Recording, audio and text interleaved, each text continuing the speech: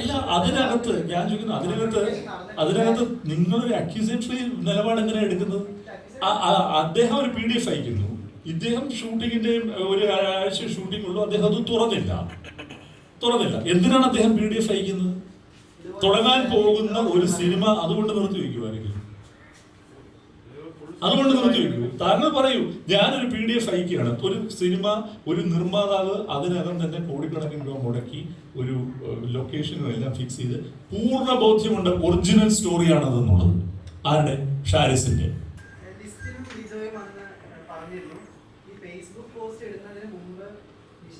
നിങ്ങളായിട്ട് ബന്ധപ്പെട്ടിട്ടില്ല. ഇപ്പോൾ ഈ തുറന്നിട്ടില്ലെങ്കിൽ പോലും ഒരു PDF നിഷാദ് കോയ അങ്ങോട്ട് അയച്ചിട്ടുണ്ട്. അതുപോലെ നിഷാദ് കോയ ഞങ്ങളോട് സംസാരിക്കുമ്പോൾ വ്യക്തമാക്കിയതാണ്, ഈ പോസ്റ്റ് ഇടുന്നതിന് മുൻപ് വക്കീലുമായി ലിസ്റ്റിനോട് സംസാരിച്ചിട്ടില്ല. ഇത് നിഷാദ് കോയ വ്യക്തമാക്കിയതാണ്, നേരത്തെ കമ്മ്യൂണിക്കേറ്റ് ചെയ്തിട്ട്. ഇല്ല, വക്കീൽ എന്താ സംസാരിച്ചു? ഞാനൊരു കാര്യം ചോദിക്കട്ടെ, നിഷാദ് കോയ ഇദ്ദേഹത്തോട് സംസാരിക്കുകയാണെങ്കിൽ അത് നേർക്കുനേരുള്ള സംസാരം. ഒരു വക്കീൽ എന്ന് പറഞ്ഞാൽ ഈസ് ആക്ടിങ് ലീഗലി അല്ലേ? വക്കീലല്ലേ വിളിക്കുന്നത്. വക്കീൽ വിളിച്ചപ്പോൾ ലിസ്റ്റ് എന്ത് പറഞ്ഞു? എന്റെ സിനിമ നാളെ റിലീസ് ചെയ്യാൻ പോവാണ്, നിങ്ങളിപ്പോ ഒരു വക്കീൽ വിളിച്ചാൽ ഞാൻ എന്ത് പറയാനാണ്? ഇപ്പോഴും അദ്ദേഹത്തിന് ആ ഓപ്ഷൻ ഓപ്പൺ ആണല്ലോ, അല്ലേ? ഏത് കമ്മ്യൂണിക്കേഷൻ? അല്ല, ഞാൻ ചോദിക്കട്ടെ, എപ്പോ നടന്നു? അപ്പൊ അങ്ങനെ നടന്നിട്ട് എന്താ കാര്യമുള്ളത്? പടം ഇറങ്ങുകയല്ലേ? എപ്പോഴായിരുന്നു നടക്കേണ്ടിയിരുന്നത്? അതാണ് ചോദ്യം. എപ്പോഴായിരുന്നു നടക്കേണ്ടത്? നിഷാദ് വിളിച്ചിട്ടില്ല ലിസ്റ്റിനെ. അതുകൊണ്ട് താങ്കൾ ഉദ്ദേശിക്കുന്ന പോയിന്റ് എന്താണ്? അതെ,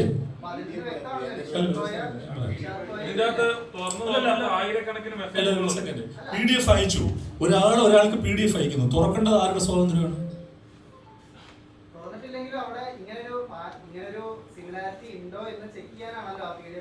അപ്പൊ എന്ത് ചെയ്യണം എന്ന് ഞാൻ പറഞ്ഞില്ലല്ലോ. അല്ല, അതിനകത്ത് ഞാൻ ചോദിക്കുന്നത്, അതിനകത്ത് നിങ്ങളൊരു അക്യൂസേറ്ററി നിലപാട് എങ്ങനെയാണ് എടുക്കുന്നത്? അദ്ദേഹം ഒരു PDF അയക്കുന്നു, ഇദ്ദേഹം ഷൂട്ടിങ്ങിന്റെ ഒരു ആഴ്ച ഷൂട്ടിംഗ് ഉള്ളൂ, അദ്ദേഹം അത് തുറന്നില്ല. എന്തിനാണ് അദ്ദേഹം PDF അയക്കുന്നത്? തുടങ്ങാൻ പോകുന്ന ഒരു സിനിമ അതുകൊണ്ട് നിർത്തി വയ്ക്കുമായിരിക്കും. താങ്കൾ പറയൂ, ഞാനൊരു PDF അയക്കുകയാണ്, ഒരു സിനിമ, ഒരു നിർമ്മാതാവ് അതിനകം തന്നെ കോടിക്കണക്കിന് രൂപ മുടക്കി ഒരു ലൊക്കേഷനും എല്ലാം ഫിക്സ് ചെയ്ത് പൂർണ്ണ ബോധ്യമുണ്ട് ഒറിജിനൽ സ്റ്റോറിയാണ് അതെന്നുള്ളത്. ആരുടെ? ഷാരിസിന്റെ. നിങ്ങൾ പിന്നെയും ഡിജോയിലേക്കാണ് പോകുന്നത്. ഇതിന് എഴുത്തുകാരുടെ റൈറ്റിനെയല്ലേ നിങ്ങൾ ഹനിക്കുന്നത്? ആരുടെയാണ് പ്രോപ്പർട്ടി? ഈ സ്റ്റോറിയുടെ ഇന്റലക്ച്വൽ പ്രോപ്പർട്ടി ആർക്കാ ഉള്ളത്? ഡിജോയ്ക്കാണുള്ളത്. ലിസ്റ്റിൻ പൈസ കൊടുത്ത് സ്വന്തമാക്കുന്നത് ആരുടെ കയ്യിൽ നിന്നാണ്? ഷാരിസിന്റെ കയ്യിൽ നിന്നാണ്.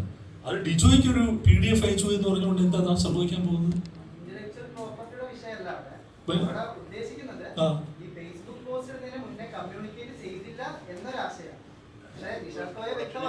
അല്ല സുഹൃത്തെ, അത് കമ്മ്യൂണിക്കേറ്റ് ചെയ്യോ ചെയ്യാതിരിക്കുകയോ ചെയ്യട്ടെ. ഞാൻ ചോദിക്കുന്നത്, കമ്മ്യൂണിക്കേറ്റ് ചെയ്തു എന്ന് നിങ്ങൾ പറയുന്ന ഒരു വക്കീലാണ് കമ്മ്യൂണിക്കേറ്റ് ചെയ്തിരിക്കുന്നത്. എന്റെ അടുത്ത് ഒരു വക്കീൽ വിളിച്ച് ഒരു കാര്യം പറഞ്ഞാൽ ഞാൻ 2 കാര്യമേ പറയുള്ളൂ. എൻ്റെ ഒരു സുഹൃത്തോ അല്ലെങ്കിൽ സഹപ്രവർത്തകനാണെങ്കിൽ അദ്ദേഹം എന്നോട് വിളിക്കുക, അല്ലെങ്കിൽ നമ്മളെ സംഘടനകളുണ്ട്. ഒരു വക്കീൽ വിളിക്കുമ്പോൾ നമ്മൾ എന്ത് പറയും? ഒരു റിലീസിന് തലേ ദിവസം നിൽക്കുന്ന ആള് എന്ത് പറയും? നിങ്ങൾ നിയമപരമായിട്ട് മുമ്പോട്ട് പോകും. അത് തന്നെയുള്ള ലിസ്റ്റിനെടുത്ത നിലപാട്. അതെന്താ ലിസ്റ്റിന് എങ്ങനെയാണ് പാർട്ടിയാകുന്നത്? ഡിജോ എങ്ങനെയാണ് ഇതിനകത്ത് പാർട്ടിയാവുന്നത്? ഞാൻ ചോദിക്കുന്നത് എസെൻഷ്യൽ ആയിട്ടുള്ള കാര്യം താങ്കളാണോ ഇന്റർവ്യൂ ചെയ്തത്? താങ്കൾ എന്തുകൊണ്ട് ചോദിച്ചില്ല? ആരാണ് ഇത് എഴുതിയത്? ഡിജോ ആണ് എഴുതിയത്. താങ്കൾക്ക് എന്തുകൊണ്ട് അത് ചോദിക്കാൻ കഴിഞ്ഞില്ല? ഈ തിരക്കഥ ആരാണ് എഴുതിയത്? ആരുടെയാണ് ആശയം? കഥ, തിരക്കഥ, സംഭാഷണം ആരുടെ സിഗ്നേച്ചറാണ്? അത് ഷാരിസിന്റെ ആണെങ്കിൽ ഈ കാര്യങ്ങൾ മുഴുവൻ ചർച്ച ചെയ്യപ്പെട്ടു ഷാരിസുമായിട്ട്, അല്ലാതെ ഡിജോ ആയിട്ടല്ല. ഡിജോ അങ്ങനെ ഒരു PDF എടുത്തിട്ട് അത് തുറക്കുകയാണെങ്കിൽ എന്ത് സംഭവിച്ചത്? നിങ്ങൾ പറയും. അത് തുറന്നിരുന്നെങ്കിൽ എന്ത് സംഭവിച്ചത്? തുറന്നിരുന്നെങ്കിൽ പറഞ്ഞാൽ ഇത് മുഴുവനും അവിടെയാണെന്ന് പറഞ്ഞേനെ, അല്ലേ? നിങ്ങൾക്ക് തുറക്കാതിരിക്കാൻ പറ്റിയതാണ് അതിനകത്ത് ഏറ്റവും വലിയ അതെ. നിങ്ങൾ ഭാഗ്യമെന്നോ ദൈവാനുഗ്രഹമെന്നോ വിളിക്കും. അത് ഓരോരുത്തരുടെ വിശ്വാസം അനുസരിച്ച് വിളിക്കും. ഇവിടെ എഴുത്തുകാരുടെ സംഘടനയായിരിക്കുന്നത്. എന്തുകൊണ്ടാണ് എഴുത്തുകാരുടെ സംഘടന വന്നത്? അത് അവരുടെ പ്രശ്നമായതുകൊണ്ടാണ്. ഇവിടെ സംഭവിക്കുന്നത് അറിയോ? ഇവിടെ പോലും എഴുത്തുകാരന് ക്രെഡിറ്റ് കൊടുക്കുന്നില്ല. ഇവിടെ പോലും എഴുത്തുകാരന് ക്രെഡിറ്റ് കൊടുക്കുക, ഇവിടെ പോലും സംവിധായകൻ എടുത്തോണ്ട് പോവാ ക്രെഡിറ്റ്. മനസ്സിലായോ? എഴുത്തുകാർക്ക് ക്രെഡിറ്റ് കൊടുക്കില്ല. അത് താങ്കളെ പോലെ വളരെ ഇന്റലിജന്റ് ആയിട്ട് ഒരു ഇന്റർവ്യൂ ചെയ്യുന്ന ആൾക്ക് പോലും അത് തോന്നില്ല. ആ വ്യവസ്ഥയ്ക്ക് എതിരെ കൂടിയാണ് കേട്ടോ ഞങ്ങൾ ഫൈറ്റ് ചെയ്യുന്നത്. അതും കൂടിയാണ് ഇപ്പൊ പറഞ്ഞത്. അവിടെ നടന്ന മീറ്റിംഗിന്റെ കാര്യമൊന്നും പറയില്ല.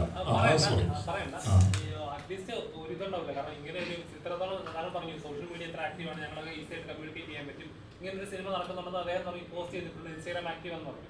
അപ്പം എന്തുകൊണ്ട് എത്രയും മീഡിയ ഉള്ളപ്പോഴും അല്ലെങ്കിൽ നിങ്ങളെ പോലുള്ള അസോസിയേഷൻ ഉള്ളപ്പോഴും എന്തുകൊണ്ട് കമ്മ്യൂണിക്കേറ്റ് ചെയ്തില്ല? സിനിമയുടെ തലേ ദിവസം ഇങ്ങനെ പോസ്റ്റ് ഇട്ടു എന്ന് പറയാൻ അതിന് മറുപടി അല്ല, അത് അദ്ദേഹത്തിനോട് ചോദിക്കുകയും അദ്ദേഹം ചില കാര്യങ്ങൾ പറയുകയും ചെയ്തു. അത് ഞങ്ങൾക്ക് സ്വീകാര്യമാണോ അല്ലയോ എന്നുള്ളതൊന്നും നിങ്ങളോട് പറയില്ല. അതിനാണ് ഇപ്പൊ അവർ അടുത്ത മീറ്റിംഗ് വിളിച്ചിരിക്കുന്നത്. ഞങ്ങളെ സംബന്ധിച്ചിടത്തോളം ഞങ്ങൾ ഒറ്റ കാര്യം, അവിടെ അദ്ദേഹത്തിന്റെ ലീഗലായിട്ട് മൂവ് ചെയ്യാനുള്ള റൈറ്റ് അദ്ദേഹത്തിനുണ്ടെന്നും അദ്ദേഹത്തിന് താല്പര്യമുണ്ടെങ്കിൽ അത് ചെയ്യാമെന്നും അദ്ദേഹത്തോട് ഞങ്ങൾ പറഞ്ഞിട്ടുണ്ട്. ഞങ്ങൾക്ക് അതിനകത്ത് ഒരു പ്രശ്നമില്ല. അദ്ദേഹം ലീഗലായിട്ട് ചോദിച്ചത് ബഹുമാനപ്പെട്ട കോടതി എങ്ങനെ കണ്ടെത്തുകയാണെങ്കിൽ കണ്ടെത്തട്ടെ. പക്ഷെ ഞങ്ങളെ സംബന്ധിച്ചിടത്തോളം ഇവിടെ ഞങ്ങളുടെ പ്രൈമറി ഗ്രീവൻസ് ഡിജോയുടെ അല്ല, അത് ഷാരിസിൻ്റെയാണ്. അത് വ്യക്തമാക്കാനാണ് ഞങ്ങളിവിടെ വന്നിരിക്കുന്നത്. രണ്ടാമത്, ഞാൻ നേരത്തെ പറഞ്ഞതുപോലെ ഒരു സൈബർ അറ്റാക്ക് ഉണ്ടാകുമ്പോൾ പോലും എഴുത്തുകാർക്ക് അങ്ങനെ ഡ്യൂ കിട്ടുന്നില്ല. അപ്പോൾ നിങ്ങള് അപ്രീസിയേഷൻ വരുമ്പോഴും അറ്റാക്ക് വരുമ്പോഴും ഒരുപോലെ എഴുത്തുകാരൻ അവഗണിക്കപ്പെടുന്നു എന്നുള്ളതാണ് സത്യത്തിൽ. അയാൾക്കാണ് അതിൻ്റെ മുഴുവൻ ക്രെഡിറ്റും. അത് ഞങ്ങൾക്ക് പൂർണ്ണ ബോധ്യം വന്നിട്ടുണ്ട്.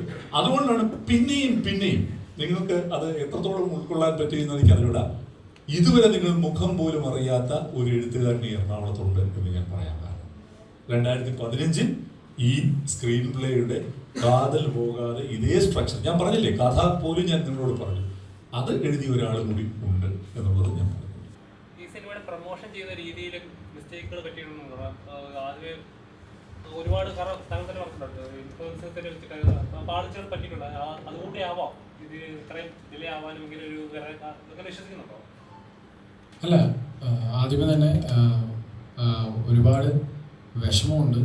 നല്ല എന്താ പറയുക, ഫെഫ്ക എൻ്റെ സംഘടനയോട് ഞാൻ ആദ്യം കടപ്പെട്ടിരിക്കുന്നു. കാര്യം ഞാൻ ജസ്റ്റ് 2-3 പോയിന്റ് പറയാം. ഈ ഇഷ്യൂ നടക്കുമ്പോൾ ശനിയാഴ്ച ഞാൻ ബഹ്റിനിലാണ്, പ്രൊമോഷന് വേണ്ടി പോയതാണ്. എന്തുകൊണ്ട് ഞാൻ ഇത്രയും ഡിലേ ആയി എന്നുള്ളതിൻ്റെ ഉത്തരവാണ് ഞാൻ ആദ്യം തരുന്നത്. ഞാൻ കൃത്യമായിട്ട് ഉണ്ണി സാറിനെയും ഫെഫ്കയിലെ ഓരോരുത്തരും വിളിച്ച് ചോദിച്ചിട്ടാണ് ഇന്നത്തെ ദിവസം വെച്ചിരുന്നത്. ഞാൻ ഇന്നലെ ഉച്ചയ്ക്ക് ശേഷം എത്തി. ഇന്നാണ് ഞങ്ങളെല്ലാവരും ഒന്ന് ഇരുന്ന്. അപ്പോൾ എൻ്റെ കയ്യിൽ കംപ്ലീറ്റ് ഡീറ്റെയിൽസ്. ഇതിൻ്റെ ഇടയിൽ സുഹൃത്തെ എന്തിനാണെന്ന് എനിക്ക് മനസ്സിലാവുന്നില്ല, ഒരു പോസ്റ്റ് ഇടാൻ പറ്റുന്നില്ല. സിനിമ ഈ ഫസ്റ്റ് ഡേ മുതൽ ഡീഗ്രേഡിങ് ഫേസ് ചെയ്തുകൊണ്ടിരിക്കുക. ഞങ്ങളൊരു നല്ല സിനിമ ചെയ്യണമെന്ന് ഓർത്ത് ഒരുപാട് ആഗ്രഹിച്ച് ഞങ്ങൾ ഇൻഡസ്ട്രിയിൽ വന്നതാണ്. ഞങ്ങൾ പുതിയ ആൾക്കാർ തന്നെയാണ്. 6 കൊല്ലമായി കട്ടിട്ടോ മോഷ്ടിച്ചിട്ടോ അല്ല സിനിമ ചെയ്തത്. സിനിമ ചെയ്യണമെന്ന് ആഗ്രഹിച്ച് വന്നതാണ്. 2018 ക്വീൻ ചെയ്യുന്ന ഇപ്പോൾ എൻ്റെ ചോദ്യങ്ങളെല്ലാം തിരിഞ്ഞാണ്. ആദ്യ സിനിമ കോപ്പി അടിച്ചു. അത് ആദ്യം മനസ്സിലാക്കേണ്ടത് ഞാൻ സംവിധായകനാണ്, ഞാൻ തിരക്കഥാകൃത്തല്ല. എൻ്റെ ആദ്യ സിനിമ കോപ്പി അടിച്ചു, ജനഗണമന കോപ്പി അടിച്ചു. ഇപ്പോൾ മലയാളി ഫ്രം ഇന്ത്യയിൽ വന്നേക്കും. ഇതാണ് എനിക്ക് കിട്ടുന്ന പോയിന്റ്. ഞാൻ ഏതോ പരസ്യങ്ങൾ കോപ്പി അടിച്ചു. ഇതൊന്നും ഞാൻ സംവിധാനം ചെയ്യുന്നതാണ്. എവിടെയാണ് ഞാൻ റൈറ്റർ ഡയറക്ടറാണോ? അല്ല. അപ്പോൾ ഇതിൻ്റെ കൃത്യമായ കാര്യങ്ങൾ ചോദിച്ചിട്ട് വേണ്ടേ നമ്മളോടൊരു ഇത് അവതരിപ്പിക്കാൻ. പേഴ്സണലി ഇതിൻ്റെ പടത്തിൻ്റെ പ്രൊമോഷൻ നിങ്ങൾക്ക് എൻ്റെ മുന്നത്തെ 2 ചിത്രങ്ങളും അറിയാം. അതിന് എൻ്റെതായ രീതിയുണ്ട്. ജനഗണമനയുടെ തലേ ദിവസം പ്രൊഡ്യൂസറായ ലിസ്റ്റ് എന്നെ വിളിച്ച് ചോദിച്ചാണ്, എടാ കോടതിയുടെ രംഗങ്ങൾ ഇറക്കണ്ടേ? ഞാനാണ് പറഞ്ഞത് വേണ്ട, പ്രേക്ഷകർ ഏറ്റെടുക്കും ഫസ്റ്റ് ഡേ എന്ന് ഞാൻ പറഞ്ഞ പേരിലാണ് അത് ഇറക്കാതിരുന്നത്. അതേപോലെ എനിക്ക് ഈ സിനിമയ്ക്ക് എനിക്കൊരിക്കലും ഇന്ത്യ പാകിസ്ഥാൻ സെഗ്മെന്റ്സ് വിടാൻ കഴിയില്ല. ഞാൻ എന്തിനത് വിടണം? ഞാൻ ഇതിൻ്റെ പടത്തിൻ്റെ എല്ലാം ഒളിപ്പിച്ച് വെച്ചു എന്ന് പറയുന്നുണ്ട്. ഞാൻ എന്താണ് ഒളിപ്പിച്ച് വെച്ചത്? റക്കി, പൂജ, NP43 പൂജ, ഇതെല്ലാം ഞാൻ ചെയ്തതല്ലേ. എൻ്റെ ഇൻസ്റ്റാഗ്രാം സോഷ്യൽ മീഡിയ നോക്കിയാൽ പോരെ. ഒന്നെങ്കിൽ നിങ്ങളത് കൃത്യമായിട്ട് ചോദിക്കണം. പിന്നെ ഈ പറയുന്നു എന്തൊക്കെയാണ് എനിക്ക് വരുന്ന ബേസിക്കലി ഈ പടത്തിൻ്റെ പ്രൊമോഷൻ ഇതിന് പാളിച്ച് അതല്ല ചോദിച്ച ചോദ്യം, പാളിച്ച് സംഭവിച്ചോ എന്ന് ചോദിച്ചാൽ ഇല്ല. ഞങ്ങൾക്ക് ഈ സിനിമ തുടങ്ങിയതിന് ശേഷം ഈ സിനിമയ്ക്ക് വേണ്ട പ്രൊമോഷൻ സ്ട്രാറ്റജി തന്നെയാണ് നമ്മൾ വെച്ചിരുന്നത്. കാരണം ഈ സിനിമയുടെ സ്വഭാവം ഒരു പർട്ടിക്കുലർ സെക്കൻഡ് ഹാഫ് കഴിയുന്നതുകൊണ്ട് കുറച്ച് സീരിയസ് ആവും. അതുവരെ നമ്മൾ ഹ്യൂമറാണ്. പക്ഷേ ഈ പറഞ്ഞ പോലെ പ്രേക്ഷകർ പ്രതീക്ഷിച്ച ഒരു ഹ്യൂമറാണോ എന്ന് ചോദിച്ചാൽ അത് നിങ്ങൾ സിനിമ വന്ന് കണ്ട് ഇപ്പോൾ കാണുന്ന പ്രേക്ഷകർ അതാണ് പറയുന്നത്. അവരാഗ്രഹിച്ച സിനിമയാണ്, അവരിഷ്ടപ്പെടുന്ന സിനിമയാണ്. ഇതിൻ്റെ അകത്ത് ഒരു പർട്ടിക്കുലർ ഏരിയ തൊട്ട് സീരിയസ് ഞങ്ങൾ പ്രതീക്ഷിച്ചില്ല എന്ന് പറയും. പക്ഷേ 2 ദിവസം മുന്നേ വിട്ട് ടീസറിൽ അത് കൃത്യമായിട്ട് പറയുന്നുണ്ട്. ആ സിനിമയുടെ സ്വഭാവം ഇതാണെന്ന് പറയുന്നു. അപ്പോൾ നമ്മൾ പ്രതീക്ഷിക്കുന്ന പ്രേക്ഷകർ നമ്മുടെ സിനിമയിലോട്ട് വന്ന് ആ സിനിമ കാണാൻ വരുന്നവർക്ക് ഇഷ്ടപ്പെടുന്നുണ്ട്. പ്രൊമോഷൻ്റെ രീതിയിൽ ഒരു പാളിച്ചയും സംഭവിച്ചിട്ടില്ല. ഇവിടെ ഉണ്ടായിട്ടുള്ള പ്രശ്നം 2 പ്രശ്നങ്ങളുണ്ട് ഇതിനകത്ത്, 2 വ്യത്യസ്ത പ്രശ്നങ്ങൾ. ഒന്ന്, ശ്രീ നിഷാദ് കോയ പൂർത്തിയാക്കിയ ഒരു തിരക്കഥ ഡിജോ എന്ന സംവിധായകനും അദ്ദേഹത്തിൻ്റെ മാധ്യമപ്രവർത്തകരുമായിട്ടുള്ള ഇൻറ്ററാക്ഷനിൽ നിന്ന് മനസ്സിലായത് ജയസൂര്യ വഴി ഡിജോയിലേക്ക് അത് എത്തുകയും ഡിജോ അത് ഷാരിസ് എന്ന എഴുത്തുകാരനെയും കൂടി ഇപ്പോൾ തിയേറ്ററിലോടുന്ന മലയാളി ഫ്രം ഇന്ത്യ എന്ന സിനിമയാക്കി മാറ്റുകയും ചെയ്തു എന്നുള്ളതാണ്. രണ്ടാമത്തെ പ്രശ്നം, ഈ സിനിമയുടെ റിലീസിന് തലേ ദിവസം നാളെ റിലീസ് ചെയ്യാൻ പോകുന്ന ഒരു സിനിമയുടെ കഥ ഞാൻ പറഞ്ഞാലോ എന്ന അർത്ഥത്തിൽ അദ്ദേഹം ഒരു ഫേസ്ബുക്ക് പോസ്റ്റ് ഇടുകയുണ്ടായി. അപ്പോൾ ഇതിൽ ഈ ഞാൻ പറഞ്ഞ രണ്ടാമത്തെ പ്രശ്നം, ഈ ഫേസ്ബുക്ക് പോസ്റ്റുമായിട്ട് ബന്ധപ്പെട്ട പ്രശ്നം തീർച്ചയായിട്ടും ഒരു നിർമ്മാതാവിനുണ്ടാവുന്ന ഡാമേജുമായിട്ട് ബന്ധപ്പെട്ട പ്രശ്നമാണ്. അതിനകത്ത് തീർച്ചയായിട്ടും ശ്രീ സിയാജ് കോപ്പറും ശ്രീ ലിസ്റ്റിനും നിങ്ങളോട് സംസാരിക്കും.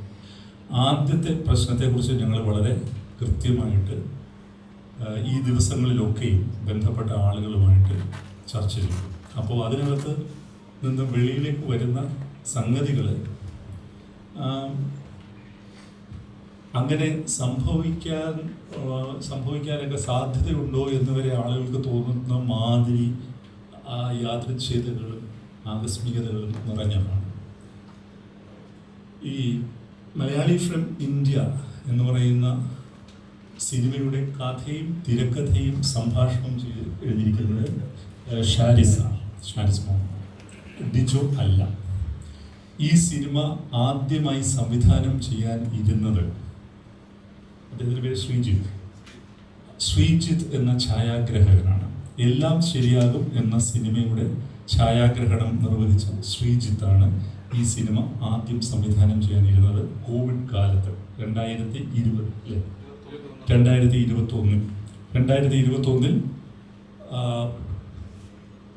എല്ലാം ശരിയാകും എന്ന സിനിമ നടക്കുമ്പോൾ കോവിഡ് കാലത്ത് ഒരു ഇന്ത്യനും പാകിസ്ഥാനിയും ഒരുമിച്ച് ക്വാറന്റൈനിലാകെ പോകുന്ന ഒരു കഥ ഷാരിസ് ഈ ശ്രീജിത്തുമായിട്ട് പങ്കുവയ്ക്കുന്നു. ഞങ്ങൾ ശ്രീജിത്തിനോട് സംസാരിച്ചു. അവർ വർക്ക് ചെയ്ത ഡ്രാഫ്റ്റുകൾ ഞങ്ങൾ കണ്ടു. ശ്രീജിത്തും ഷാരിസും ചേർന്ന് ഇത് സിനിമയാക്കാനുള്ള ശ്രമത്തിനിടയിൽ ഹാരിസ് ദേശം എന്ന അദ്ദേഹം പ്രൊഡ്യൂസറാണ്, പ്രൊഡക്ഷൻ കൺട്രോളറാണ്, നിങ്ങൾക്കറിയാം. അദ്ദേഹത്തെ സമീപിക്കുന്നു. അദ്ദേഹത്തിൻ്റെ സ്ക്രീൻഷോട്ടുകളൊക്കെ ഞങ്ങൾ ഷെയർ ചെയ്തിട്ടുണ്ട്. അതും 2021 ഓഗസ്റ്റിലാണ്. അദ്ദേഹം അത് റോഷൻ മാത്യുവിനോട് പറയാനാണ് ആവശ്യപ്പെട്ടത്. ഇവരാവശ്യപ്പെട്ടത് റോഷൻ മാത്യുവിൻ്റെ അപ്പോയിൻമെൻറ്റും അദ്ദേഹമാണ് എടുത്തു കൊടുത്തത്. അങ്ങനെ ആ സിനിമ കുറച്ച് മുമ്പോട്ട് പോയി കഴിഞ്ഞിട്ട്, ആ ചർച്ചകൾ മുമ്പോട്ട് പോയി കഴിഞ്ഞിട്ട് അത് എങ്ങും എത്താതെ പോയ സന്ദർഭത്തിലാണ് ഷാരിസ് ജനഗണമന എന്ന സിനിമ നടക്കുമ്പോൾ ഇദ്ദേഹവുമായി ഈ ആശയം പങ്കുവയ്ക്കുന്നത്. അപ്പോൾ പ്രധാനപ്പെട്ട സംഗതി, ഷാരിസ് ഈ തിരക്കഥ ഏതാണ്ട് അതിൻ്റെ 2ാമത്തെയോ 3ാമത്തെയോ ഡ്രാഫ്റ്റ് പൂർത്തിയാക്കിയത് ശ്രീജിത്ത് എന്ന സംവിധായകന് വേണ്ടിയിട്ടാണ്. അത് ജനഗണമനയ്ക്ക് വളരെ മുമ്പാണ്. അതുകൊണ്ട് തന്നെ ഈ സിനിമയുടെ ടൈറ്റിലിൽ ശ്രീജിത്തിന് ക്രിയേറ്റീവ് കോൺട്രിബ്യൂട്ടർ എന്ന ക്രെഡിറ്റ് അദ്ദേഹം കൊടുത്തിട്ടുണ്ട്. കാരണം ശ്രീജിത്തിൽ നിന്നും ആശയങ്ങൾ സ്വീകരിച്ചിട്ടുണ്ട്. അതിനുശേഷമാണ് ഡിജോ രംഗത്ത് വരുന്നതും ഈ പടം ചെയ്യുന്നതും. അപ്പോൾ ജയസൂര്യയായിട്ട് ഞങ്ങളിപ്പോൾ സംസാരിച്ചു. ഡിജോ ആയിട്ട് ഒരു ആഡ് ചെയ്തപ്പോൾ പറഞ്ഞത്, ഇങ്ങനെ ഒരു പടം ജോഷ് സാറും ഞാനുമായിട്ട് ചെയ്യേണ്ട ഒരു സിനിമ അല്ലേ, അത് മാറിപ്പോയി, അത് നിനക്ക് ചെയ്യാൻ താല്പര്യമുണ്ടോ എന്ന് പറഞ്ഞ് അദ്ദേഹം അതൊരു ഗംഭീര സംഭവമാണ് എന്ന് പറഞ്ഞ് ഒരു ലൈനിൽ അതിൻ്റെ വളരെ പ്രത്യേകം ഞങ്ങൾ എടുത്ത് ചോദിച്ചു എന്തൊക്കെ ഡീറ്റെയിലുകളാണ് പറഞ്ഞത്. അദ്ദേഹം പറഞ്ഞത് ഒരു സിനിമ ഗംഭീര ലൈനാണ്, ഒരു ലൈനിൽ ഞാനതിൻ്റെ എന്തോ ഒന്ന് പറഞ്ഞു എന്നാണ് ഞാൻ ഓർക്കുന്നത്, വിശദമായി പറഞ്ഞില്ല. കാരണം അത് എൻ്റെ ജോലിയല്ല, അത് തിരക്കഥാകൃത്താണ് പറയേണ്ടത്, അത് നിഷാദ് കോയ ഇദ്ദേഹത്തെ ബന്ധപ്പെട്ട് പറയും എന്ന് പറയുന്നു. അങ്ങനെ നിഷാദ് കോയയും ഇദ്ദേഹവുമായിട്ട് പിന്നീട് കമ്മ്യൂണിക്കേഷൻ നടക്കുന്നില്ല. പിന്നീട് ഇവരുടെ ഒരു റിക്കി നടക്കുമ്പോൾ, അതായത് ഇപ്പോൾ ചെയ്യുന്ന സിനിമയുടെ റിക്കി നടക്കുമ്പോൾ, അതെല്ലാം ഇൻസ്റ്റഗ്രാമിൽ പോസ്റ്റ് ചെയ്തിട്ടുണ്ട്. അതായത് രഹസ്യമായിട്ടൊന്നുമല്ല ആ സിനിമ ചെയ്യാനായിട്ട് ഡിജോ തയ്യാറായത്. റിക്കി നടക്കുമ്പോൾ ആണ് പൃഥ്വിരാജ് പറഞ്ഞ് ഇതിൻ്റെ ഒരു സിമിലാരിറ്റി മനസ്സിലാക്കിയിട്ട് നിഷാദ് കോയ ഇദ്ദേഹത്തെ ബന്ധപ്പെടുന്നത്. അപ്പോൾ ബന്ധപ്പെടുമ്പോൾ ഇദ്ദേഹം പറയുന്നത് ഞാൻ ആവശ്യമാണെങ്കിൽ ഞാൻ അങ്ങോട്ട് വിളിക്കാം, പക്ഷേ ഈ സിനിമയുടെ പ്രവർത്തനങ്ങളുമായിട്ട് നമ്മൾ മുമ്പോട്ട് പോയിക്കൊണ്ടിരിക്കുകയാണെന്ന് പറഞ്ഞപ്പോൾ നിഷാദ് കോയ ഒരു PDF ഇദ്ദേഹത്തിന് ഷെയർ ചെയ്യുന്നു. അത് ഇന്ന് ഞങ്ങൾ വെരിഫൈ ചെയ്തിട്ടുണ്ട്. ആ PDF ഡൗൺലോഡ് ചെയ്യപ്പെട്ടിട്ടില്ല. അതായത് നിഷാദ് കോയ അയച്ചു കൊടുത്ത PDF ഡിജോ ഡൗൺലോഡ് ചെയ്തിട്ടില്ല. ഇപ്പോഴും അദ്ദേഹത്തിൻ്റെ ഫോണിൽ ഡൗൺലോഡ് ചെയ്യാത്ത PDF കിടക്കുന്നുണ്ട്. അപ്പോൾ ഈ സാഹചര്യങ്ങളെല്ലാം വിലയിരുത്തി കഴിഞ്ഞപ്പോൾ ഞങ്ങൾക്ക് മനസ്സിലായത് തീർച്ചയായിട്ടും ഒരേ കഥ, ഒരേ ആശയം ഒന്നിലധികം എഴുത്തുകാർക്ക് ഉണ്ടാവാം. അങ്ങനെ ഉണ്ടായിട്ടുള്ള ചരിത്രമുണ്ട്. ഏതായാലും ഈ പാകിസ്ഥാനിയും ഇന്ത്യനും ഇവിടെ നിന്ന് പോകുന്ന ആളുടെ രാഷ്ട്രീയ പശ്ചാത്തലമൊക്കെ ആണെങ്കിലെ കോമൺ എലിമെൻറ്റ്സ്. എൻ്റെ സെക്കൻഡ് ഹാഫിൽ വരുന്ന സംഭവങ്ങളെല്ലാം രണ്ടുപേരുടെയും കഥ എൻറ്റയർലി ഡിഫറൻറ്റുമാണ്. പക്ഷേ ഇങ്ങനെയുള്ള ചർച്ച നടക്കുമ്പോഴാണ് വേറൊരു സംഗതിയും കൂടി ഞങ്ങൾ മനസ്സിലാക്കുന്നത്. അതാണ് ഇതിനകത്തെ ഏറ്റവും ഇൻട്രസ്റ്റിംഗ് ആയിട്ടുള്ള ഫാക്ട്. 2013 വടക്കൻ സെൽഫി ഡയറക്റ്റ് ചെയ്ത ശ്രീ പ്രജിത്ത്, അദ്ദേഹത്തിന് വേണ്ടി രാജീവ് എന്ന ഒരു നവാഗത എഴുത്തുകാരൻ 2013 ഇതേ കഥ സ്ക്രീൻ പ്ലേ ചെയ്തിട്ടുണ്ട്. 2013 അത് പ്രൊഡ്യൂസ് ചെയ്യാനിരുന്നത് പ്രൊഡ്യൂസേഴ്സ് അസോസിയേഷൻ്റെ മുൻ പ്രസിഡൻ്റായിട്ടുള്ള M. രഞ്ജിത്താണ്. M. രഞ്ജിത്ത് ഈ രാജീവിനും പ്രജിത്തിനും അഡ്വാൻസ് കൊടുത്തിട്ടുണ്ട്. അവര് അത് ഡെവലപ്പ് ചെയ്യുകയും ദിലീപുമായിട്ട് ഡിസ്കസ് ചെയ്യുകയും ചെയ്തിട്ടുണ്ട്. 2014-15 കാലഘട്ടങ്ങളിൽ, 15-ലാണെന്ന് തോന്നുന്നു, ദിലീപുമായിട്ട് ഇത് ഡിസ്കസ് ചെയ്തിട്ടുണ്ട്. ദിലീപ് അത് ചെയ്യാമെന്ന് പറഞ്ഞിട്ടും പിന്നീട് ദിലീപിനുണ്ടായ അസൗകര്യങ്ങളെ തുടർന്നാണ് ആ പടം നടക്കാതെ പോയത്. ഇതിനകത്തെ നമ്മൾ ഇത്തരം കാര്യങ്ങളെക്കുറിച്ചൊക്കെ സംസാരിക്കുമ്പോൾ ഞങ്ങൾക്ക് തീർച്ചയായിട്ടും ഇവിടെ റൈറ്റേഴ്സ് യൂണിയൻ്റെ ഭാരവാഹികളുണ്ട്. അവരെ സംബന്ധിച്ചിടത്തോളം അതിനകത്ത് ഏറ്റവും എമ്പതി അർഹിക്കുന്ന ഒരു ആള് എന്ന് പറയുന്നത് ഈ രാജീവാണ്. അദ്ദേഹത്തിൻ്റെ ആദ്യത്തെ സിനിമ നടന്നില്ല എന്ന് മാത്രമല്ല, അദ്ദേഹം ഇപ്പോൾ ഒരു സ്റ്റീൽ വർക്കുകൾ ചെയ്യുന്ന തൊഴിലാളിയായിട്ട് എറണാകുളത്തുണ്ട്. അദ്ദേഹം ഇതുവരെ പടം ചെയ്തിട്ടില്ല. അദ്ദേഹത്തിൻ്റെ സിനിമയുടെ സ്ക്രീൻ പ്ലേ എക്സാക്ട്ലി സെയിം ട്രജക്ടറിയാണ്. ഇങ്ങനെ നാട്ടിൽ രാഷ്ട്രീയ പശ്ചാത്തലമുള്ള ഒരാൾ പ്രശ്നത്തിൽപ്പെടുകയും വെളിയിലേക്ക് പോവുകയും അവിടെ അയാൾ ദൈറയിലാണ് ആ കഥ നടക്കുന്നത്. ഒരു പാകിസ്ഥാനിയായിട്ട് റൂം ഷെയർ ചെയ്യാൻ നിർബന്ധിതനാകുകയും ചെയ്യുന്നു. ഇതിലെ ഏറ്റവും വിചിത്രമായ ആകസ്മികത എന്ന് പറയുന്നത് ആ തിരക്കഥയിൽ, ഞങ്ങളത് ചെക്ക് ചെയ്തു, ആ തിരക്കഥയിൽ ഈ പാകിസ്ഥാനിക്ക് മലയാളികളെ ഭയങ്കര ദേഷ്യമാണ്. കാരണം അയാളുടെ കൂടെ മുമ്പ് താമസിച്ച ഒരു മലയാളി അയാളെ കളിപ്പിച്ചിട്ടുണ്ട്. അയാളുടെ പണം അടിച്ചുകൊണ്ട് പോയിട്ടുണ്ട്. ഇത് തന്നെയാണ് ഈ സിനിമയിലും പറയുന്നത്. അത് ചെയ്തത് അജുവാണ്. അന്ന് അവർ കാസ്റ്റ് ചെയ്തിരുന്ന അജുവാണ്. ഈ സിനിമയിലും അജുവിൻ്റെ പടമാണ് ആ ക്യാരക്ടറായിട്ട് കാണിക്കുന്നത്. ഇതിനെയൊക്കെ എങ്ങനെയാണ് നമുക്ക് റാഷണലൈസ് ചെയ്യാൻ പറ്റുക എന്നുള്ളത് ഞങ്ങൾക്കറിയില്ല.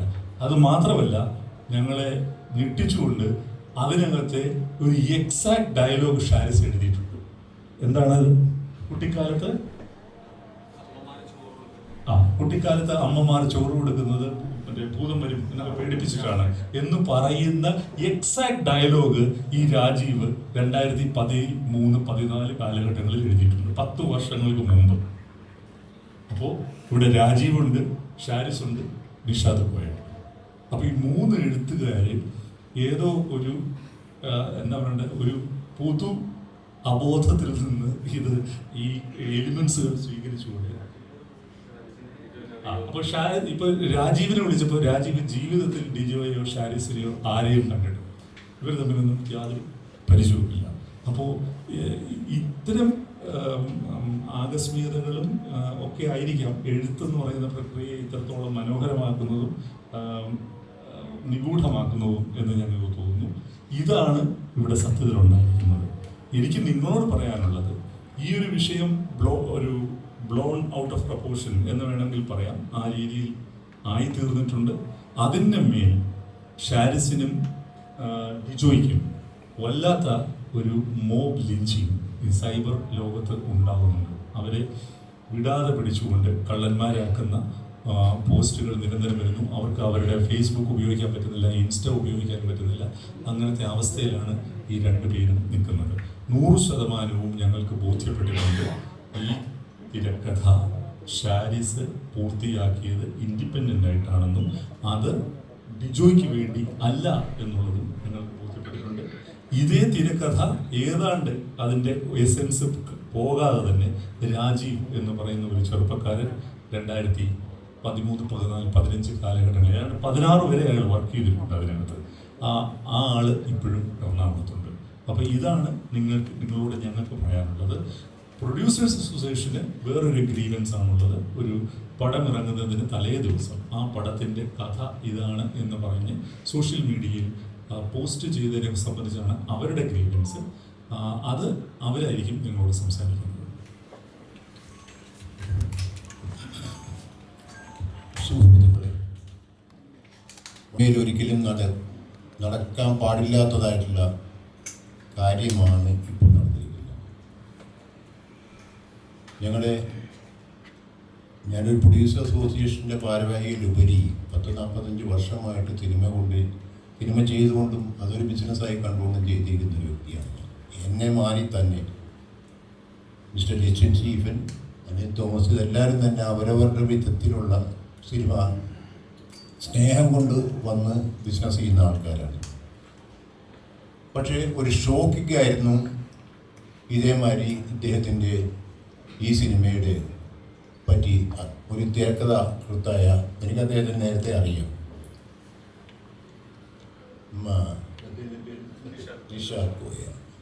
നിഷാദ് കോയ ഒരു ഫേസ്ബുക്ക് പോസ്റ്റ് ഇടുന്നു.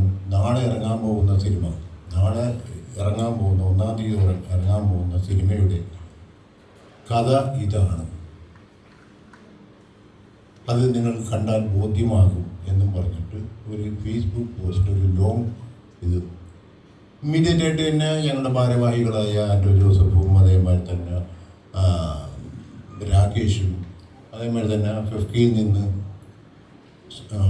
സോഹൻ സീനിലാൽ അദ്ദേഹം വിളിച്ച് ഇദ്ദേഹത്തിനോട് റിക്വസ്റ്റ് ചെയ്തിട്ട് മാറ്റി, ആ ഫേസ്ബുക്ക് മാറ്റി. പക്ഷേ ആ സമയം കൊണ്ട് ഏറ്റവും കൂടുതൽ ഡാമേജ്ഡ് ആയത് ഇവരുടെയൊക്കെ ഇമേജാണ്. പ്രത്യേകിച്ച് പ്രൊഡ്യൂസർ അസോസിയേഷൻ്റെ ട്രഷറിലുപരി ഞങ്ങളൊക്കെ സ്നേഹിക്കുന്ന, ഇനി അടുത്ത തലമുറയ്ക്ക് വേണ്ടി നിൽക്കുന്ന ഈ ലിസ്റ്റിൻ സ്റ്റീഫൻ എന്ന് പറഞ്ഞ അദ്ദേഹത്തിൻ്റെ പടം വളരെ മോശമായിട്ട് ചിത്രീകരിക്കുന്ന പോസ്റ്റാണ്. നിങ്ങൾക്ക് എല്ലാവർക്കും അറിയാം, ഇപ്പോൾ സൈബർ എന്ന് പറയുന്ന ഒരു മിസ്യൂസിങ്. ഈ ഒരു പോസ്റ്റിൻ്റെ അടിസ്ഥാനത്തിൽ ഈ 10 മിനിറ്റ് കൊണ്ട് അദ്ദേഹം ഇത് മാറ്റിയെങ്കിലും അത് ഷെയർ ചെയ്ത് പബ്ലിക്കിലെത്തി, പല വിധത്തിലും ഷെയർ ചെയ്ത് ഇവിടെ ഞങ്ങൾ ഫേസ് ചെയ്യുന്ന എല്ലാ ആൾക്കാരുടെ കയ്യിലും ഈ പോസ്റ്റിൻ്റെ കോപ്പി ഉണ്ടാവും.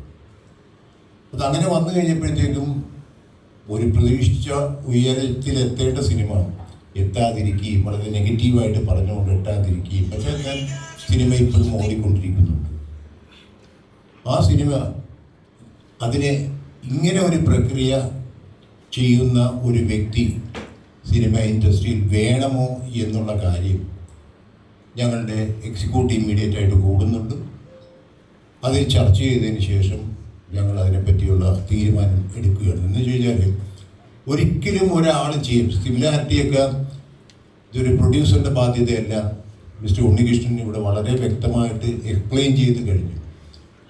നമുക്കും ചില സിനിമകൾ നമ്മൾ വർക്ക് ചെയ്യുമ്പോഴത്തേക്കും ഒരാൾ പറയുന്ന സജഷൻ അല്ലെങ്കിൽ ഒരാൾ പറയുന്ന ഒരു കഥ നമുക്ക് തന്നെ തോന്നും ഇത് മറ്റേ സിനിമയായിട്ട് സാമ്യമില്ലേ എന്ന് തോന്നും. പക്ഷെ അതിൽ നിന്ന് വ്യത്യസ്തമായിട്ട് സിനിമകളിലേക്ക് പോകും. അങ്ങനെ പല അനുഭവങ്ങളും ഈ സിനിമാ ലോകത്തുണ്ട്. പക്ഷേ ഇത് എൻ്റേതാണ് എന്ന് പറഞ്ഞുകൊണ്ട് സിനിമ എടുക്കുന്നതിൻ്റെ തലേ ദിവസം ഒരു പ്രാവശ്യമെങ്കിലും ഇത്രയും സമയമുണ്ട്. ഈ പറഞ്ഞ സിനിമ 165 ദിവസത്തോളം ഷൂട്ട് ചെയ്തു. അത് ഇന്ത്യയിൽ, പാകിസ്ഥാനിലും, പഞ്ചാബിലും ദുബായിലുമൊക്കെ ആയിട്ട് ചിത്രീകരിച്ചു. അതിന് ഇത്രയും സമയം എടുത്തു കഴിഞ്ഞപ്പോഴത്തേക്കും ഈ സമയത്ത് ഇദ്ദേഹത്തിന് തിരിച്ചറിവുണ്ടായിരുന്നുവെങ്കിൽ എന്തുകൊണ്ട് ഇവിടുത്തെ ഞങ്ങളൊക്കെ പരിചയമുള്ള ആൾക്കാരാണ് നിഷാന്ത് കോയ, പല മെമ്പേഴ്സിനെയും പരിചയമുള്ളവരാണ്. ഇവിടുത്തെ പ്രൊഡ്യൂസർ അസോസിയേഷൻ്റെ പ്രസിഡൻ്റായിട്ടുള്ള മിസ്റ്റർ ആൻഡോ ജോസഫിന് വളരെ നന്നായിട്ട് അറിയാവുന്നവരാണ്. എന്നെ നന്നായിട്ട് അറിയാം. ഞങ്ങളോടൊക്കെ ഒന്ന് പരാതിപ്പെടാം. ഞങ്ങളുടെയൊക്കെ അടുത്ത സുഹൃത്താണ് മിസ്റ്റർ ലിസ്റ്റിൻ സ്റ്റീഫൻ. ഞങ്ങൾ വിളിച്ച് പറയും, ലിസ്റ്റിൻ അതൊന്ന് നമുക്ക് ഇതുവരെയായിട്ട് സംസാരിക്കണം എന്ന് പറഞ്ഞത് ചെവി അറിയാതെ കാര്യങ്ങൾ അവസാനിക്കേണ്ടതിൽ നിന്ന് ഒരു പ്രൊഡ്യൂസറിൻ്റെ ഇൻവെസ്റ്റ്മെൻറ്റിനെ ക്വസ്റ്റ്യൻ ചെയ്തുകൊണ്ടുള്ള ഒരു മൂവ്മെൻ്റായിട്ടാണ് ഞങ്ങൾ കാണുന്നത്. അത് അവരുടെ കഥയാണോ മറ്റേ അത് പകർത്തിയതാണോ എന്താണെന്നൊക്കെ ഫെഫ്കയുടെ റൈറ്റേഴ്സ് യൂണിയൻ തീരുമാനിക്കും. അത് ഞങ്ങൾക്ക് ബാധിക്കുന്ന കാര്യങ്ങളല്ല. ഞങ്ങൾക്ക് ബാധിക്കുന്ന കാര്യം ഒരു പ്രൊഡ്യൂസറിൻ്റെ പ്രോജക്റ്റിനെ ടാർണിഷ് ചെയ്ത് അദ്ദേഹത്തെ നഷ്ടത്തിലാക്കുക എന്നുള്ള ഉദ്ദേശശുദ്ധിയാണ് ഞങ്ങൾ ചോദിക്കുന്നത്. ഇതൊരിക്കലും മലയാള സിനിമയിൽ സംഭവിച്ചിട്ടില്ല. മലയാള സിനിമയിൽ ഇത്രയും കാലത്തിൻ്റെ ഇടയിൽ നിങ്ങൾക്ക് എല്ലാവർക്കും അറിയാം, പല പല ഇഷ്യൂസിനെ ഞങ്ങളൊക്കെ ഫേസ് ചെയ്തിരുന്നവരാണ് നിങ്ങൾ. പക്ഷേ ഇങ്ങനെ ഒരു സിനിമയ്ക്ക് ഡാമേജ്ഡ് ആക്കിക്കൊണ്ടുള്ള ഒരു ഫേസ്ബുക്ക് പോസ്റ്റോ മറ്റുള്ള കാര്യങ്ങളോ അത് പടം റിലീസിൻ്റെ തലേ ദിവസം പബ്ലിക്കായിട്ട് വരിക എന്നുള്ളത് ഒരിക്കലും പ്രൊഡ്യൂസർ അസോസിയേഷൻ ഉദ്ദേശിച്ചിട്ട് ക്ഷമിക്കാവുന്ന ഒരു കാര്യമല്ല എന്നാണ് എൻ്റെ personal calculation. And same time ഇതിനെപ്പറ്റി വിശദമായിട്ട് ചർച്ച ചെയ്തിട്ട് ഇദ്ദേഹത്തിന് ഇനി ഈ സിനിമയ്ക്ക് വേണം, ഇനി ഇത് നാളെ അയാൾ പറയാൻ പോകണമെന്ന് വെച്ചാൽ ഞാൻ അന്ന് പറഞ്ഞ കഥയാണ് ഇത് എന്നും പറഞ്ഞിട്ട് എൻ്റെ നിരക്കും തിരിയും.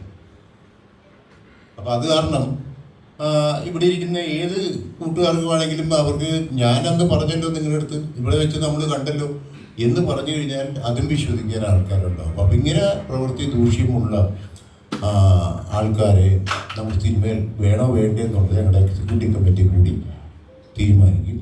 ഞങ്ങൾക്ക് വളരെയധികം വേദനയുണ്ട്. ഞങ്ങളുടെ പ്രത്യേകിച്ച് അത് എടുത്തെടുത്ത് പറയുന്ന വേറെ കൊണ്ടല്ല, ഞങ്ങളുടെയൊക്കെ ഇനി വരാൻ പോകുന്ന തലമുറയുടെ പ്രൊഡ്യൂസറായിട്ട് വന്നിരിക്കുന്ന ആൾക്കാരാണ് ഇപ്പം ലിസ്റ്റിൻ ചീഫിലടക്കമുള്ള കുറേ പേര്. സന്ദീപ് സെൻ അദ്ദേഹം ട്രിവാൻഡ്രത്ത് പോയ അദ്ദേഹം ഇവിടെ ഉണ്ടായിരുന്നു അല്ലെങ്കിൽ. അപ്പോൾ തീർച്ചയായിട്ടും അത് ഞങ്ങളുടെ ആയിട്ടുള്ള ആക്ഷനിലേക്ക് ഞങ്ങൾ പോകും. നിങ്ങളുടെ അറിവിലേക്ക് ഒരു കാര്യം കൂടി പറയാമേ. ഇന്ന് ദിവസമാണ് കിട്ടുന്നത്. 3-ാം തീയതിയാണ് ഞങ്ങൾക്ക് ഷാരിസിൻ്റെ പരാതി കിട്ടുന്നത്. 4-ാം തീയതിയാണ് ശ്രീ നിഷാന്ത് കോയയുടെ പരാതി കിട്ടുന്നത്. ഇപ്പോൾ സാങ്കേതികമായും അദ്ദേഹം നമ്മുടെ പൂർണ്ണ അംഗത്വം എടുത്തിട്ടില്ല. പക്ഷേ അങ്ങനെ ഉള്ളപ്പോൾ പോലും അങ്ങനെ ഒരു പരാതി വന്നാൽ അത് അർഹിക്കുന്ന ഗൗരവത്തോടു കൂടി ഞങ്ങൾ കാണാറുണ്ട്. അതുകൊണ്ടാണ് ഇത്രയും ഇങ്ങനൊരു മീറ്റിംഗ് ഇപ്പോൾ വിളിക്കാൻ കാരണം. അപ്പോൾ പരാതി കിട്ടിയപ്പോൾ മുതൽ വിശദമായിട്ട് ഞാൻ വീണ്ടും ആവർത്തിച്ച് പറയുന്നു, ഞങ്ങളുടെ ഫോക്കസ്, ഞങ്ങളുടെ ഇൻട്രസ്റ്റ് എന്ന് പറയുന്നത് കഥാചോരണം എന്നുള്ള സംഗതി മാത്രമാണ്. കാര്യം അത് തൊഴിലവകാശവുമായി ബന്ധപ്പെട്ട ഒരു കാര്യമാണ്. എഴുത്തുകാരൻ്റെ തൊഴിലവകാശവുമായി ബന്ധപ്പെട്ട ഒരു കാര്യമാണ്. അത് മാത്രമാണ് ഞങ്ങളുടെ ഫോക്കസ്. ഞങ്ങൾ അതിനകത്ത് കൃത്യമായിട്ട് അന്വേഷണം നടത്തുകയും ഞങ്ങളുടെ അന്വേഷണത്തിൽ വെളിപ്പെട്ട കാര്യങ്ങളാണ് നിങ്ങളോട് പങ്കുവച്ചത്. പ്രൊഡ്യൂസേഴ്സ് അസോസിയേഷൻ്റെ ഇതിനകത്തുള്ള സമീപനം എന്ന് പറയുന്നത് ലിസ്റ്റിൻ സ്റ്റീഫൻ എന്ന നിർമ്മാതാവിന് അദ്ദേഹത്തിൻ്റെ ഫേസ്ബുക്ക് പോസ്റ്റ് വരുത്തി വെച്ച നഷ്ടമാണ് അവരുടെ ഫോക്കസ് എന്ന് പറയുന്നത്. അത് അവർ വിശദമായിട്ട് അടുത്ത എക്സിക്യൂട്ടീവ് കമ്മിറ്റിയിൽ ചർച്ച ചെയ്തിട്ട് ഞങ്ങളെ വിവരം അറിയിക്കാം എന്നുള്ളതാണ് പറഞ്ഞത്. ഞങ്ങളെ സംബന്ധിച്ചിടത്തോളം പരമപ്രധാനമായിട്ടുള്ളൊരു സംഗതി, ഷാരിസ് എന്ന് പറയുന്ന വളരെ പ്രോമിസിംഗ് ആയിട്ടുള്ള ഒരു എഴുത്തുകാരൻ. അദ്ദേഹം 3 സിനിമകൾ ചെയ്തിട്ടുണ്ട്. എനിക്കൊന്ന് ഡിജോ എത്രയായി? 3 സിനിമ. ഡിജോയും 3. 4ാമത്തെ സിനിമയാണോ? ഷാരിസിന്റെ 4ാമത്തെ സിനിമ, ഡിജോയുടെ 3ാമത്തെ സിനിമ. അപ്പോൾ ഇവർ രണ്ടുപേരും വളരെ പ്രോമിസിംഗ് ആയിട്ടുള്ള ചെറുപ്പക്കാരാണ്. എഴുത്തുകാരൻ എന്ന നിലയിലും സംവിധായകൻ എന്ന നിലയിലും അവർക്ക് ഒരു സംശയത്തിൻ്റെ പുകമറയ്ക്കുള്ളിൽ അവർ നിൽക്കുകയും അവരുടെ ഇൻറ്റഗ്രിറ്റിയെ കാര്യമായിട്ട് അവിശ്വസിക്കുന്ന പോലെയുള്ള സംഗതികൾ എല്ലാ ദിവസവും അവർക്ക് അഭിമുഖീകരിക്കേണ്ടിയും വരുന്നു എന്നുള്ള അവരുടെ ദുഃഖമാണ് അവർ ഞങ്ങളോട് പങ്കുവച്ചത്. അതുകൊണ്ട് ഞങ്ങളതിനെ വിശദമായി അന്വേഷിക്കുകയും ഞങ്ങൾക്ക് പൂർണ്ണമായും ബോധ്യപ്പെട്ടിട്ടുണ്ട് ഇതിനകത്ത് യാതൊരു വിധത്തിലുള്ള കഥാചോരണവും സംഭവിച്ചിട്ടില്ല എന്നുള്ളത്. ഇതിനകത്ത് ഏറ്റവും ആദ്യം ആലോചിച്ച ആളാണ് പരാതി കൊടുക്കുന്നെങ്കിൽ പരാതി തരേണ്ടത് രാജീവ് എന്ന ചെറുപ്പക്കാരനാണ്. ഇതുവരെ ഒരു സിനിമയും ചെയ്യാത്ത രാജീവ് എന്ന എനിക്ക് തോന്നുന്നു നിങ്ങൾക്ക് അദ്ദേഹത്തെ അന്വേഷിക്കുകയും അദ്ദേഹത്തെ കാണുകയും അതൊരു നല്ല കാര്യമായിരിക്കും എന്നും എനിക്ക് തോന്നുന്നുണ്ട്. കാരണം അദ്ദേഹത്തെ പോലുള്ളവർക്ക് കൂടി അവകാശപ്പെട്ടതാണ് സിനിമ എന്ന് പറയുന്നത്. അദ്ദേഹം ഇതുവരെ ഒരു സിനിമയും ചെയ്തിട്ടില്ല. അതിൻ്റെ നിർമ്മാതാവുമായിട്ട് സംസാരിച്ചു. ആ സിനിമ നിർമ്മിക്കേണ്ട ആൾ പ്രൊഡ്യൂസർ അസോസിയേഷൻ്റെ മുൻ പ്രസിഡന്റാണ്, വളരെ സീനിയർ ആയിട്ടുള്ള പ്രൊഡ്യൂസറാണ്, എം രഞ്ജിത്താണ്. രഞ്ജിത്തും പറഞ്ഞു ഇത് തന്നെയാണ് ഉണ്ടായത്. ഞങ്ങൾ ദിലീപുമായിട്ടും ബന്ധപ്പെട്ടു. അപ്പോൾ അദ്ദേഹത്തോടും ഇവർ ഈ കഥ പറഞ്ഞിട്ടുള്ളതാണ്. ഇതാണ് ഞങ്ങൾ ഈ വിഷയത്തെക്കുറിച്ച് പറയാനുള്ളത്. അപ്പോൾ ഇത്രയും താങ്ക് യു. ഒറ്റ സെക്കൻഡ്. ഞങ്ങളെ സംബന്ധിച്ചിടത്തോളം നിങ്ങൾ സിനിമയായിട്ടുള്ള ഡിജോയുടെ ഇൻഡിവിജ്വൽ റെസ്പോൺസ് നിങ്ങൾ പിന്നീട് എടുക്കുന്നതായിരിക്കും നല്ലത്. ഞങ്ങൾക്ക് കോമൺ ആയിട്ട് പറയാനുള്ള കാര്യങ്ങൾ പറഞ്ഞ് അവസാനിപ്പിക്കും. ഒരു സംഘടനകൾ നടത്തുന്ന ഒരു പത്രസമ്മേളനമല്ലേ. ഞങ്ങൾക്ക് പറയാനുള്ളത് ഇതിനകത്ത് ഇവിടെ ഫോറംസ് അവൈലബിൾ ആണ് ഇത്തരം ഗ്രീവൻസസ് അഡ്രസ്സ് ചെയ്യാനായിട്ട്. അത് ഉപയോഗിക്കുക, പ്രയോജനപ്പെടുത്തുക എന്നുള്ളതാണ്. നമ്മൾ ഒരു അതിവൈകാരികതയുടെ മുകളിലോ മറ്റോ ഒരു സോഷ്യൽ മീഡിയയിലേക്ക് നമ്മളുടെ ഗ്രീവൻസസ് മുഴുവൻ കൊണ്ടുപോയാൽ ഉണ്ടാകാൻ പോകുന്നത് ഇത്തരത്തിലുള്ള വലിയ രീതിയിലുള്ള ക്യാവോസ് മാത്രമേ ഉണ്ടാവുള്ളൂ എന്നുള്ളതാണ്. ഇതിനകത്തുനിന്ന് ഇനിയെങ്കിലും നമ്മൾ മുമ്പോട്ട് പോകുമ്പോൾ ഇത്തരം പ്ലാറ്റ്ഫോംസ് അവൈലബിൾ ആണല്ലോ സംസാരിക്കാനായിട്ട്. ഞങ്ങളെല്ലാം ഇത് ഫേസ് ചെയ്തിട്ടുള്ളതാണ്. ഞാൻ 2012 ഗ്രാൻഡ് മാസ്റ്റർ ചെയ്യുമ്പോൾ ജിത്തു എൻ്റെ അടുത്ത് വന്നിട്ട് പറഞ്ഞു, ഉണ്ണിയേട്ടാ എൻ്റെ മെമ്മറീസുമായിട്ട് നല്ല സാദൃശ്യമുണ്ടെന്ന് കേട്ടു. അപ്പോൾ ഞാൻ ജിത്തുവിനോട് പറഞ്ഞു, ഞാനിത് 2005 തോന്നുന്നു ഏഷ്യാനെറ്റിൽ ബ്ലാക്ക് ആൻഡ് വൈറ്റ് എന്ന് പറയുന്ന ഒരു സീരീസ് വിജി തമ്പിയും ഞാനും കൂടി ചെയ്തതിൽ ഒരു കഥയാണ് ഗ്രാൻഡ് മാസ്റ്ററിൻ്റെ കഥ. അപ്പോൾ അന്ന് മുതലുള്ളതിനെ ഞാൻ അതിൻ്റെ അന്വേഷണ ഉദ്യോഗസ്ഥൻ്റെ ക്യാരക്ടർ മാറ്റിയപ്പോൾ അത് ജിത്തുവിൻ്റെ മെമ്മറീസുമായിട്ട് ഭയങ്കര സാദൃശ്യം വന്നു. അപ്പോൾ ഞങ്ങൾ തമ്മിലത് സംസാരിച്ചു കഴിഞ്ഞിട്ട് ഞങ്ങൾ രണ്ടുപേരും തീരുമാനിച്ചു രണ്ടുപേരുടെയും സിനിമ ചെയ്യണം. ആ 2 സിനിമയും നന്നായി. അപ്പോൾ ഇത്തരം ഒന്നുകിൽ നമ്മൾ വ്യക്തിപരമായിട്ട് ഇത്തരത്തിലുള്ള തുറന്നു പറച്ചിലുകൾ അത്യാവശ്യമാണ്, അല്ലെങ്കിൽ ഞങ്ങളെപ്പോലുള്ളവരുണ്ട് പ്ലാറ്റ്ഫോംസ് യൂസ് ചെയ്യാം, സംസാരിച്ചു കഴിഞ്ഞാൽ ഈ പ്രശ്നമൊക്കെ വളരെ ഇപ്പം ഞങ്ങൾ ഇത് സംസാരിക്കുമ്പോൾ അദ്ദേഹം ഞങ്ങളുടെ അംഗമല്ലാത്തതുകൊണ്ട് ഇവിടെ ഇല്ല. ഞങ്ങൾ നിഷാദ് കോയെ ഡിസോൺ ചെയ്യുന്നതൊന്നും ഇതിനകത്തൊരു അർത്ഥമില്ല. തീർച്ചയായിട്ടും അദ്ദേഹവും അഫക്റ്റഡ് പാർട്ടിയാണ്. അദ്ദേഹത്തിൻ്റെ ഒരു തിരക്കഥ നടക്കാതെ പോകുന്നതിൻ്റെ വിഷമം അദ്ദേഹത്തിനുണ്ട്. അപ്പോൾ ആ കാര്യങ്ങളെല്ലാം കണക്കിലെടുക്കുമ്പോൾ നമുക്ക് വേണ്ടത് ഇതിനകത്തെ ഒരു ക്രമപ്പെടലാണ് വേണ്ടത്. ഇതിന് ഒരു പ്രൊസീജിയർ ഉണ്ട്. അതിലേക്ക് നമ്മൾ കടന്നു കഴിഞ്ഞാൽ ഇത്തരത്തിലുള്ള പ്രശ്നങ്ങളിലേക്ക് പോകാതെ നമുക്ക് ഈ കാര്യങ്ങൾ പരിഹരിക്കാൻ പറ്റും. അതിന് ആരാണ് ഏറ്റവും കൂടുതൽ സഹായിക്കേണ്ടത് നിങ്ങളെപ്പോലുള്ളവരും കൂടിയാണ്. കാരണം നമ്മൾ ആ കാര്യങ്ങൾ റേസ് ചെയ്യുമ്പോൾ അതിനെ ആ അർത്ഥത്തിൽ തന്നെ അഡ്രസ്സ് ചെയ്യുകയും സഹായിക്കുകയും വേണം. അപ്പം ഇത് എന്ന് പറയുന്നത് ഇപ്പോൾ നമ്മൾ പറയുന്നത് നിങ്ങൾ ദയവ് ചെയ്ത് മനസ്സിലാക്കേണ്ട ഒരു കാര്യം, ഇത് എഴുത്തുകാർക്കിടയിൽ സംഭവിക്കുന്ന എന്തോ ഒരു ഞാൻ നേരത്തെ താങ്കൾ ചോദിച്ച പോലെ ഒരു വിചിത്രമായ ആകസ്മികത എന്ന് നമുക്ക് വേണമെങ്കിൽ പറയാം. അവിടെ ഞങ്ങൾ ഇതിനകത്ത് ഷാരിസിനെയും നിഷാദ് കോയെയും പോലെ തന്നെ ഞങ്ങൾ ഒരുപക്ഷെ അതിനേക്കാൾ കുറച്ചും കൂടി ഞങ്ങളുടെ എമ്പതിയും സോളിഡാരിറ്റിയും രാജീവ് എന്ന ചെറുപ്പക്കാരനൊപ്പമാണ്. അയാൾ ഇതുവരെ ഒരു സിനിമയും ചെയ്തിട്ടില്ല. അതോടുകൂടി അയാൾ വർഷങ്ങളായിട്ട് ഒരു എഴുത്തിൽ നിന്ന് അയാൾ മടുപ്പ് തോന്നിയിട്ട് സിനിമ നടക്കാതെ വന്നിട്ട് അയാളിപ്പോൾ വേറൊരു തൊഴിൽ മേഖല കണ്ടെത്തിയിരിക്കുകയാണ്. അപ്പോൾ ഞങ്ങൾ തമ്മിൽ സംസാരിച്ചപ്പോൾ ഞങ്ങൾ എന്തായാലും അയാളോട് ഇനിയും എഴുതാൻ ആവശ്യപ്പെടുന്നുണ്ട്. അയാളുടെ ഒരു സിനിമ സാധ്യമാക്കാനുള്ള സാധ്യതകളും ഞങ്ങൾ ആലോചിക്കും. ഇത്രയാണ് ഞങ്ങൾക്ക് പറയാനുള്ളത്. ഇൻഡിവിജ്വൽ ആയിട്ടുള്ള കാര്യങ്ങൾ ദിവസം പ്രകടിപ്പിച്ചു.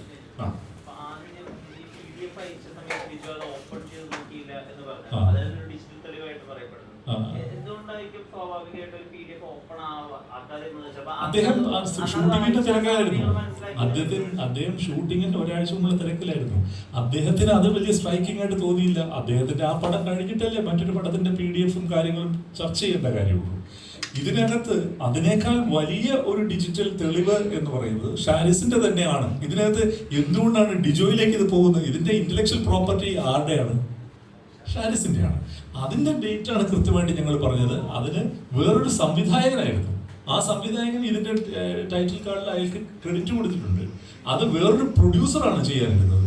ഇതിനെല്ലാം ആ ഡ്രാഫ്റ്റുകളും ആ ഡ്രാഫ്റ്റ് ഇദ്ദേഹത്തിന്റെ കയ്യിൽ ഇപ്പോഴും ഉണ്ട്. എന്താണ്, ആൽക്കമിസ്റ്റ് എന്നല്ലേ പേര്?